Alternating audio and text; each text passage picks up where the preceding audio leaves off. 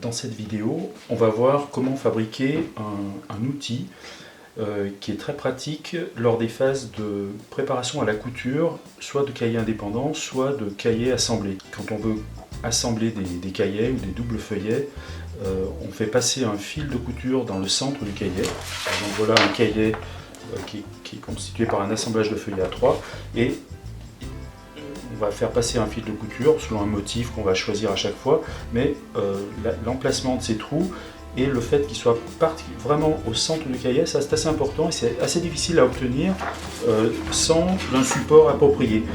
Donc ce support, depuis quelques années dans le master édition d'art livre d'artiste, plutôt que de dire un nom compliqué, on a décidé de l'appeler un Gilbert. C'est une tradition qui est comme ça. Cet outil-là, dans la vidéo, on va voir comment le fabriquer. Il est constitué de différentes plaques de carton qui sont expliquées plus tard.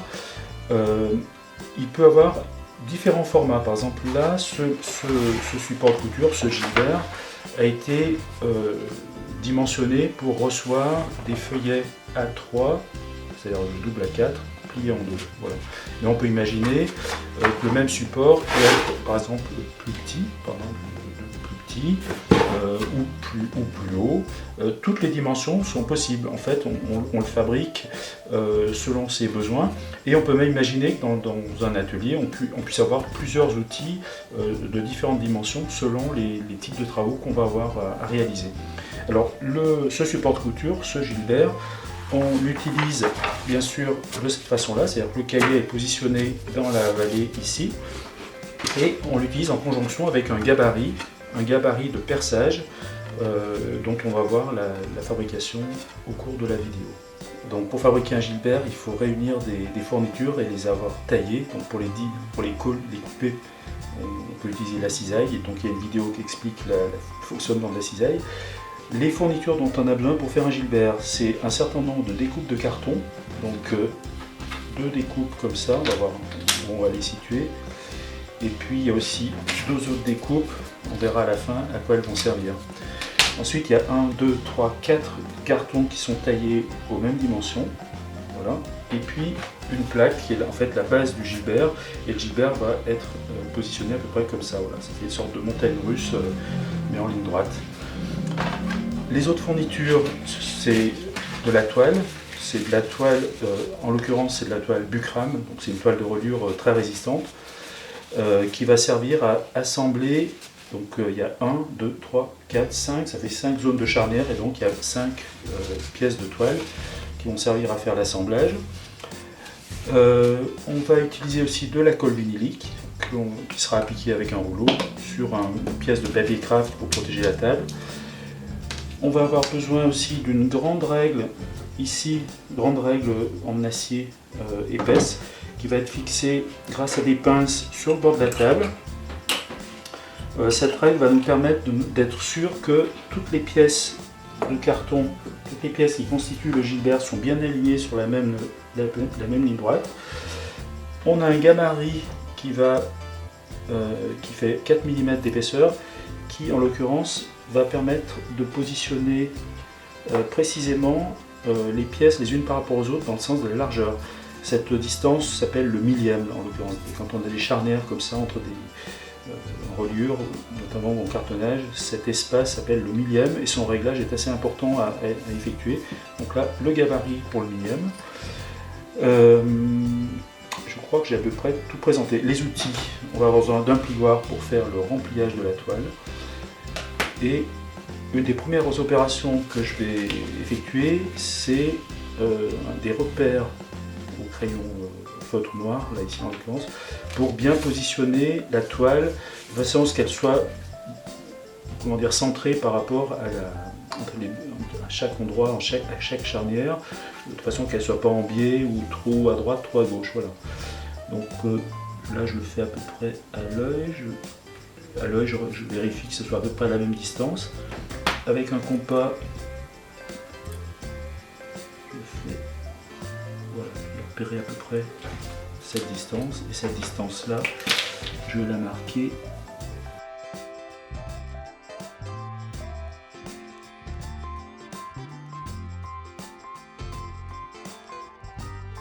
Là, c'est pas la peine de remettre puisque là ça nous sert de référence.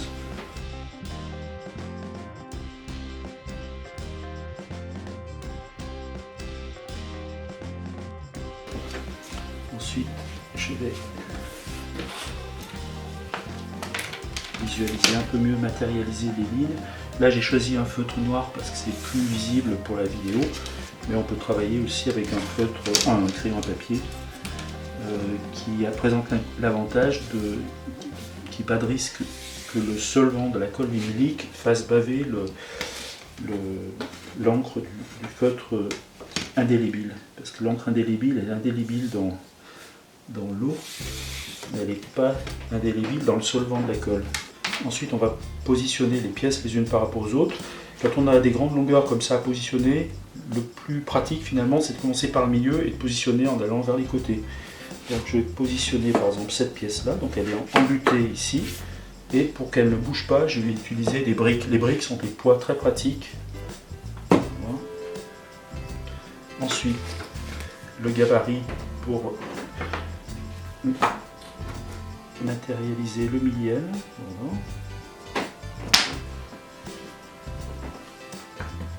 Donc, toujours avec le millième, le carton de millième, la mise en place de la bande aux extrémités.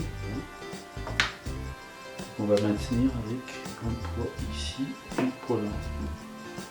Maintenant on passe à la mise en place des pièces qui sont de ce côté là.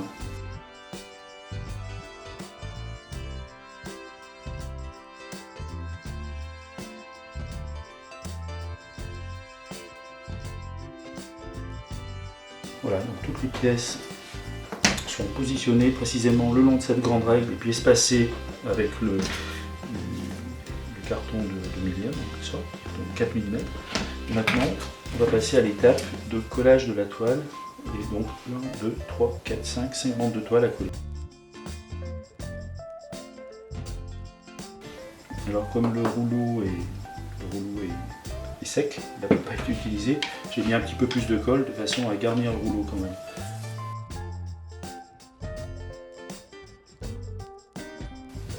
Là je m'aligne sur le trait en feu.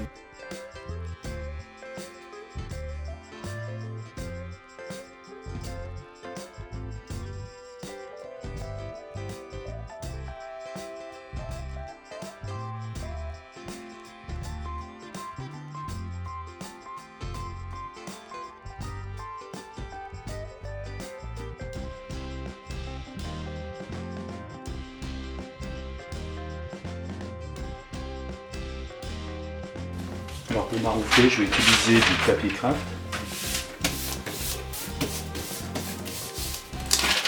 Et j'insiste un petit peu avec le pouce sur le pli du milieu. Bon.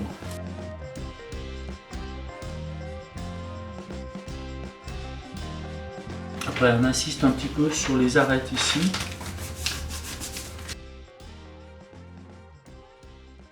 Pourquoi j'utilise un papier intercalaire au lieu de frotter directement, c'est pour éviter de déplacer la toile et puis de la salir éventuellement.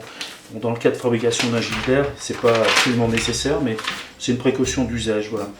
Et maintenant, je vais retourner tout l'ensemble et on va replier la toile. Alors, je vois la colle, elle est entre deux. Elle pourrait encore marcher, mais là, par exemple, elle a commencé à sécher. Là aussi, elle est sèche.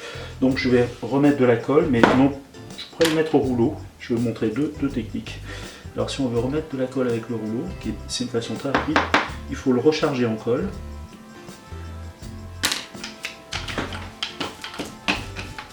Pardon. Hop. Encore un petit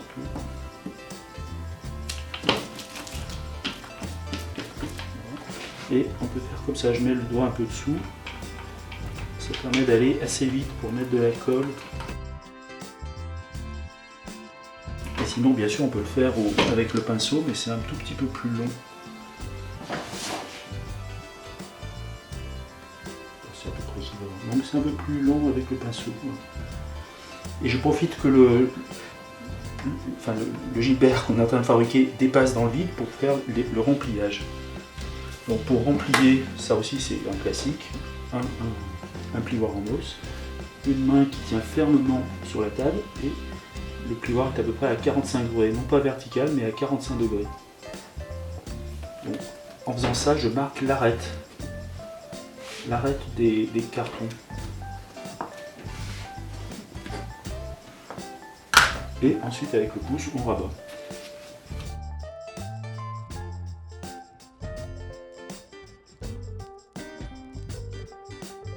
De nouveau, maroufler, c'est toujours important, il faut maroufler dès qu'on a appliqué, dès qu'on fait un collage, c'est important de maroufler, donc de bien frotter pour que le collage soit solidement effectué. Et maintenant on va passer à l'autre côté.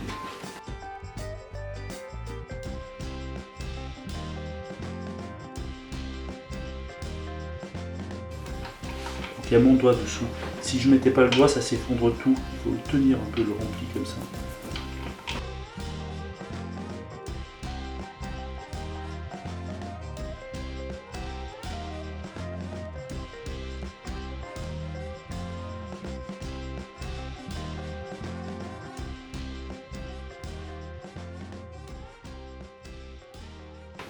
Voilà, et donc le principe du Gilbert, voilà, ça ressemble à quelque chose qui a cette forme-là, dans lequel on viendra faire les trous, enfin on va voir comment il fonctionne. Et là, tel quel, bien sûr, ça ne tiendra pas debout, donc on va le fixer sur un socle.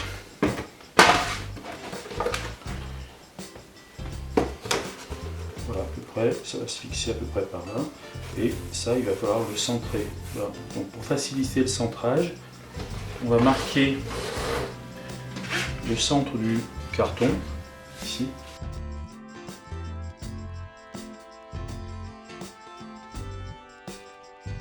Je vais venir coller deux bandes de carton qui vont se situer à peu près à 5 mm de chaque côté de ce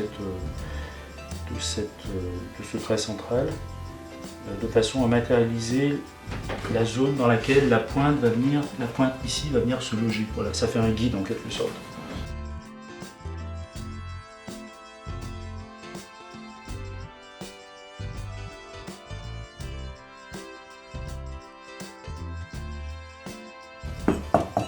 Le temps de sèche.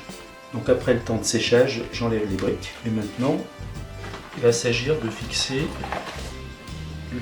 la pièce qu'on avait fabriquée à peu près comme ça. Donc pour fixer cette partie-là sur le socle, on va justement utiliser les rabats comme surface d'encollage. Donc je vais mettre de la colle ici et là. Mais comme on a affaire à de la toile bucrame, c'est-à-dire c'est une toile qui est enduite d'un vernis, pour que la colle prenne, je vais légèrement la poncer dans cette zone pour que la colle puisse mordre dedans. Sinon la colle risque de rester en surface et de ne pas faire un bon collage. Donc pour en quelque sorte enlever le vernis qui est en surface, j'utilise du gros papier abrasif.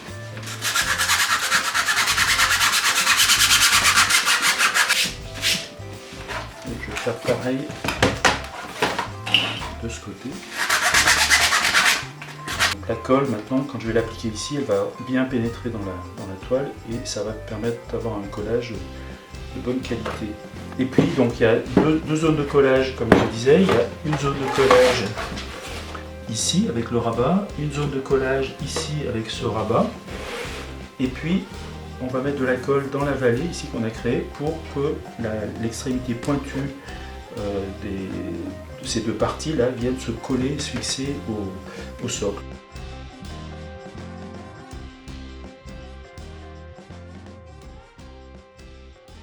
Et ensuite on va mettre de la colle également là. Et là je vais faire le collage avec un pinceau, ça va bien le faire.